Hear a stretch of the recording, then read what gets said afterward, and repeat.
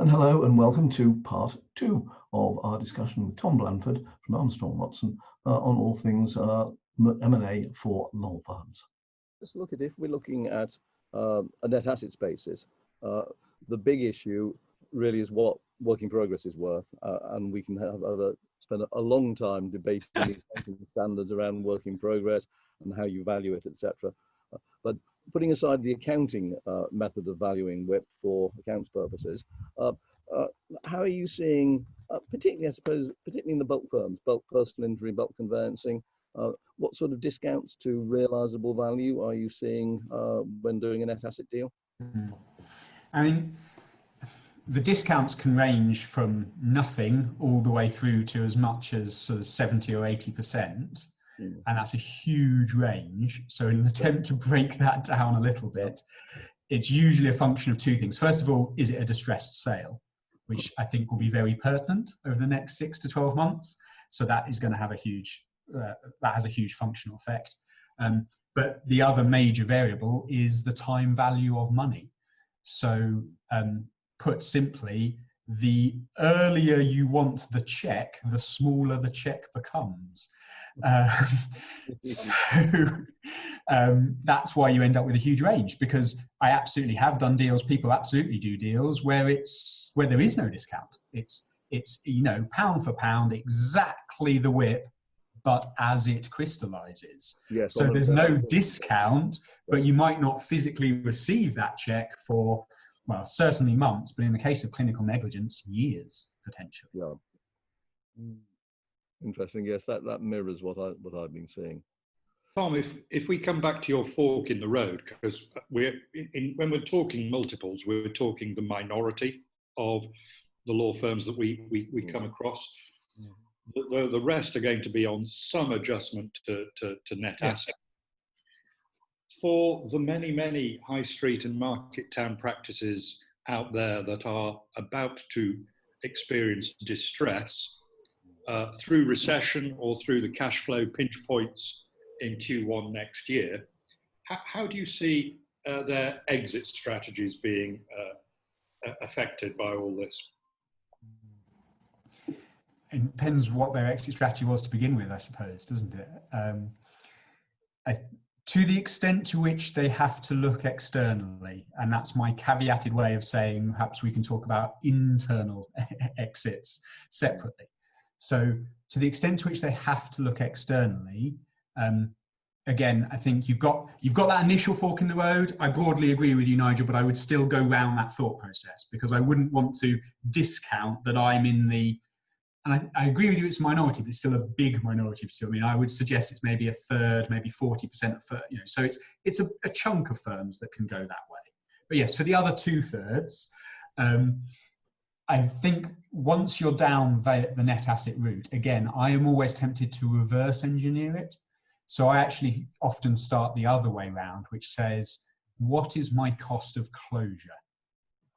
So if I'm going to have to spend X on my professional indemnity insurance and Y on my redundancies and Z on my onerous lease because I signed a 10-year lease on the blinking photocopier and I'm only 1 year into it, by the time I add up all of those things, I suspect closing a law firm, even a relatively small one, is a couple of $100 grand. Oh, I did a small one, Tom, 2 or 3 years ago, which had about 12 people, and it was about 600 grand. So it was. I thought I was the only person who came at this from that kind of route, but it was frightening. Yeah, storage. The thing that everyone forgets is storage. Those sort of figures make a pound look quite attractive, don't they? Yeah. And therein lies the point, Nigel. So if we're now saying we can save £600,000, use Barry's example, a penny saved is a penny earned and all that kind of stuff. And obviously, emotionally, that's very hard, because you've worked in that firm for how many years? You may have started that firm. It may have your name above the door. In the case of some firms that I work with, it's your name above the door, but that's because it's actually your father's or your grandfather's name. So it's a big thing to have to say, actually, this isn't worth anything. However, you save everything we've just described, you find a home for your staff, you find a home for your clients, and depending on your personal circumstances, you might also find a home for yourself. And it's not uncommon amongst my client base, people that I speak to, who actually find that bit the most amazing release, because suddenly I'm not the culp and I'm not the coffer, and I don't have to worry about how I'm going to afford the wages this month, and who is going to change the light bulbs and put paper in the photocopier and all that kind of craziness that seems to land on your desk. And what you get instead is to be a fee earner again, to do the bits of the law that you enjoy and get a pay slip once a month. And because the other issue is you then can walk away, because if you close down, even if you've taken out the runoff cover at the end of the 6 years, that's expired, you're potentially still on the hook. If you've got rid of it in someone's successor practice, not your problem. It means that you can then sleep more easily in your latter years. So, Tom, I mean, as I said, I thought I was the only one who was thinking in these terms. How do you actually get your clients to come round to accepting that, maybe to use one of our friends' terms, owning a law firm is actually a liability, not an asset? I hope it's an asset. I hope it's an asset. How do I do it? Very badly. I don't always succeed.